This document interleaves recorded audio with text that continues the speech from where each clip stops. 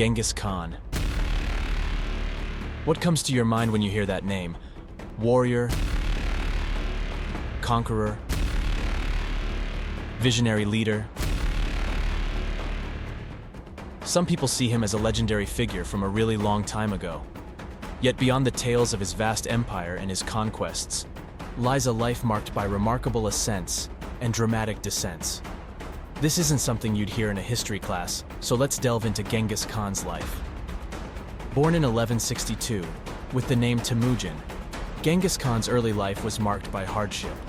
His father, Yasuke, was an important leader in the Borjigin clan, but some people desired his power. He was poisoned when Genghis was just a child, leaving his family without a father. However, the cruelty did not stop there. The Borjigin clan, once their source of strength, turned their backs on Temüjin's family, casting them out into the harsh wilderness. Leaving the young Temüjin, his mother and his siblings to navigate a world that had suddenly become treacherous and unpredictable. Surviving in the wilderness was not just about physical survival, but also about developing resilience, resourcefulness, and a deep connection to the land. Temüjin, from a young age, learned the art of horsemanship, archery, and how to navigate the vast steppes. These skills would become essential in his later life as a warrior and leader. On the wide-open grasslands where the Mongol tribes lived, there were many different groups. Each group had its own leader, and they often didn't get along. To make them work as one, Temüjin had to be really good at talking to people and making agreements. He wasn't just a strong warrior, he was also a skilled peacemaker and leader. Khan began with a big challenge, getting all the different Mongol tribes to work together. Temüjin worked very hard to get other Mongol leaders on his side. He used kind words, but sometimes he had to use force. It was tough because some leaders didn't want to follow one person. But little by little, Temüjin's determination and the way he talked to people made them change their minds. In a special meeting called the Kurultai, the Mongol leaders chose Temüjin as their leader, calling him Genghis Khan, which means universal ruler.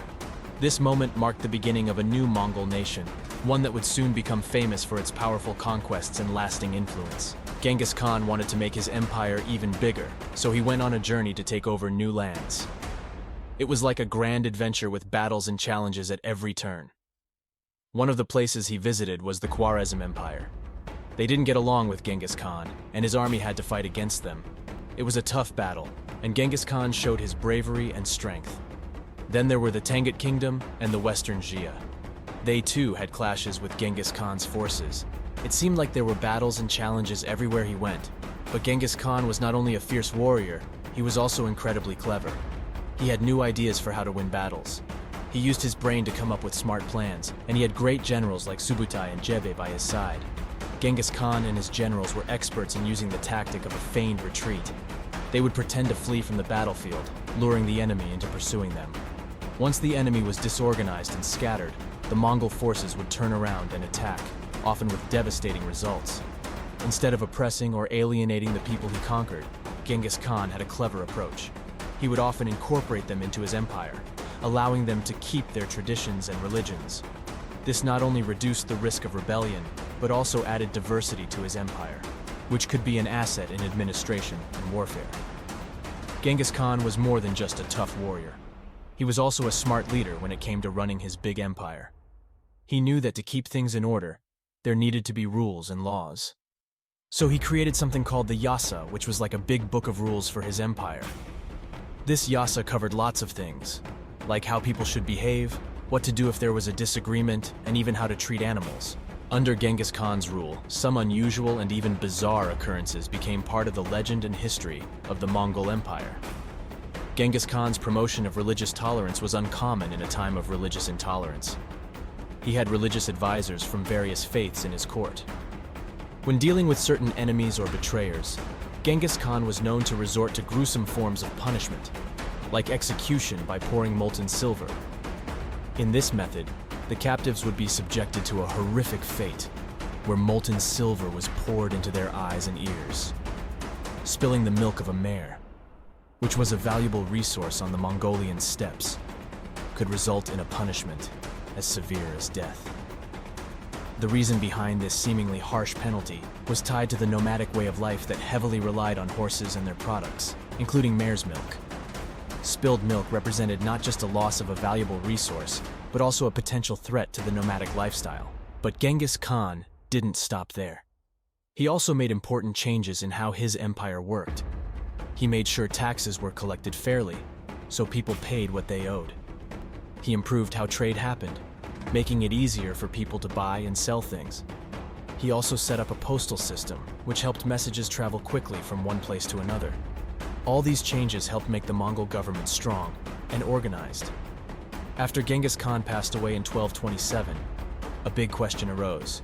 Who would take his place and lead the empire? This question led to disagreements and arguments among his sons and other family members.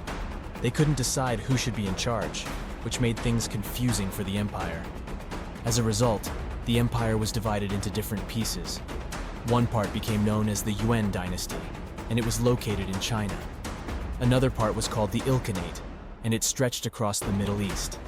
Each of these pieces had its own leader, but they still followed the ideas and rules that Genghis Khan had set.